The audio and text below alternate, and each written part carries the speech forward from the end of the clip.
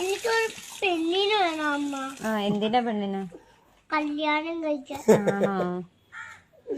കല്യാണം കഴിക്കണ എന്തിനാ? ചുമ്മാ. ഞാൻ ആര് നോക്കും? ഞാൻ നോക്കും. എങ്ങനെ നോക്കും? കല്യാണം കഴിക്കണ്ടേ എനിക്ക്? കല്യാണം കഴിച്ചിട്ട് പണിയാൻ പോവോ? എന്നിട്ട് നോക്കും.